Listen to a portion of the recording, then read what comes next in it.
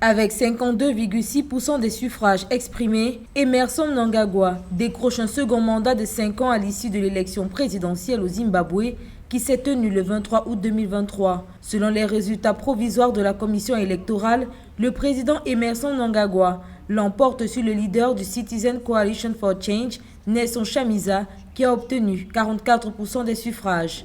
Can I assure you that I did not conduct the elections? Je peux vous assurer que je n'ai pas organisé des élections. J'ai participé à cette course pour remporter les élections et je suis heureux d'avoir remporté la course. Ceux qui estiment que la course n'a pas été menée correctement devraient savoir où se plaindre. Je suis heureux que la course se soit déroulée pacifiquement, de manière transparente et équitable en plein jour. Et je suis heureux qu'il y ait eu une grande participation de notre peuple. Avec cette réélection, le ZANU-PF, parti au pouvoir depuis plus de 4 décennies, confirme sa suprématie sur la classe politique avec la réélection à 80 ans de son leader emblématique Emmerson Mnangagwa. Un nouveau mandat de 5 ans accordé au chef de l'État zimbabwéen pour concrétiser ses promesses, notamment la mise en œuvre des réformes clés pour alléger le fardeau de la dette et mettre un terme à plus de 20 ans de sanctions internationales.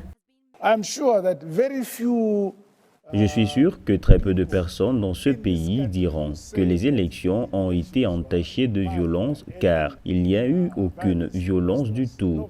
Et je pense que c'est ce que nous, Zimbabwéens, devrions chérir et continuer à maintenir.